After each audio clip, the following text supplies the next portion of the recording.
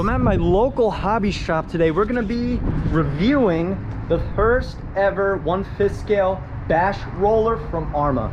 Let's see what it's like. Looks like they actually have it out on display. I put Juggernaut on here yesterday, get a side-by-side comparison, see what exactly is different. Looks like the box is right here. That's a big box. So it looks like this was actually just put on display too. Do you mind if I take the little plastic thingy off? Sure. Okay. Nice, nice. Just rip it off like a band-aid, I guess. Now, if you guys don't recall Juggernaut, we just hit 111 miles an hour with him, but we actually had a little bit of a wipeout more recently. So this is one of the quickest Kraton 8S's in the world.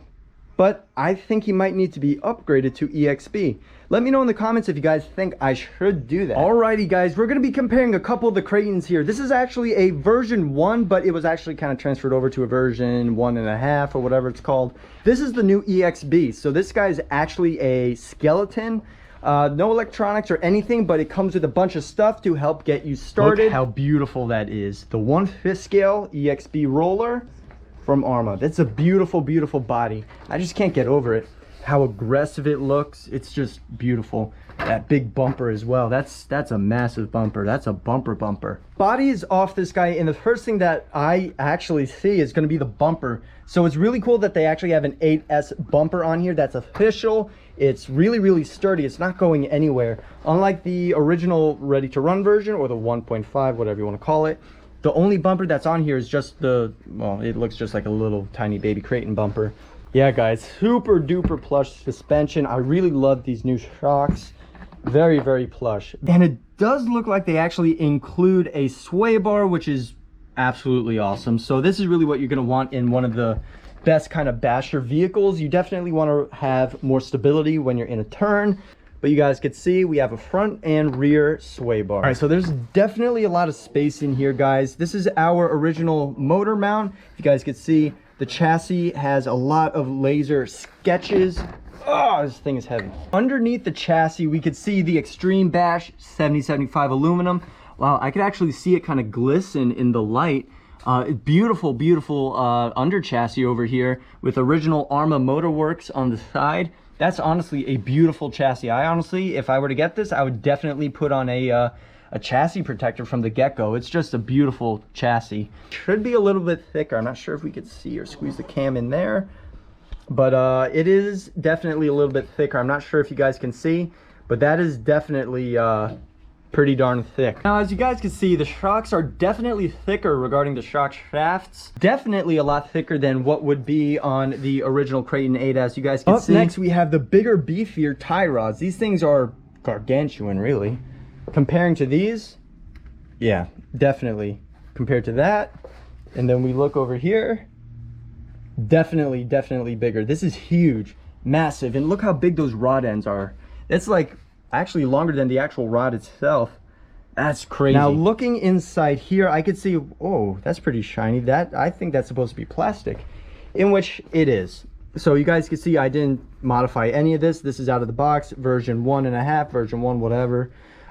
Plastic, metal, and we do actually have rubber sealed ball bearings all around, guys. That is really, really good for keeping dust and dirt out, maintaining the life, and really extending the life of your bearings. So it's somewhat maintenance free. You still want to check your bearings every so often, just like Juggernaut. Make sure everything spins absolutely free. By the way, there's no pinion gear in there, so don't think it's actually connected to a motor. Now, what's in this box that's also included in the big box of the Kraton 8S? Well, one, obviously the vehicle itself, but all these extra parts over here I laid out just to explain what is really, really popping about this vehicle. I can really, really vouch for Arrma as to what they did here. So there are two servo mounts right here, and well, the servo mounts connected to the receiver box. Why are there two different mounts? Well, I could see this little bit right here and this larger bit right here. What does that mean? Looking at the top, they're pretty even, but looking down, one of them's extended. The right side is actually for the 1/6 scale servo that comes in the Ready to Run Kraton 8S. But you guys can see that it's extended out a little bit. That means we could run a true 5th scale steering servo, which is insane. That is pretty cool. Closer and closer, as Arrma adds more parts to this vehicle, updates it more throughout the years come, the closer it's getting to be a true 5th scale. So these are the slides. As you guys know, they just slide in and out to a motor. You guys can see this says 49 series over there, and we have 56 series. Now what does 56 and 49 mean? That's actually the thickness of the motor. So 49 is kind of like a 1717 from Castle. What does that mean when you have a 56 series motor mount? That means you could run one of these guys, a massive, massive mill. This motor's got over 20 horsepower, and we could just slide this thing right in here. It just drops right in now. You don't need anything aftermarket or anything else out of the box. This really just goes right in there, which is huge. Now, regarding this bag, guys, it's really hard to see in here, nor can I count the teeth, but you have different servo saver adapters. So the 15 tooth is actually going to be the one's fixed scale steering servo that actually comes in the Kraton 8S. It's really, really, really hard to see, but it's in there. And then the 17, what does that mean? It means you could actually run a bigger steering servo. So we have a little toolkit, which is always needed, a C-clip thing that none of us actually have had before. So that's definitely a big tool that you really want to keep. The manual and whatnot. So that's pretty cool. Now, I believe that the tires are a little bit bigger. It's the same exact style. So these are apparently the small block. These are apparently the big block MT tires. So this is actually what's on here now. So it's actually a little bit wider than the predecessor. Obviously, you're going to be able to put more power to the ground, more wheel standing power. Wow, that's actually pretty cool. So we're pretty much done here. If you liked this video and enjoyed the review, be sure to hit the like button and subscribe below. And if you haven't done so, guys, be sure to follow Innovation RC on Instagram. We'll have more pictures, videos, and other cool things out before it hits YouTube. Definitely be sure you do that. I don't know, guys. I am really, really on the verge. I don't know if I should do it.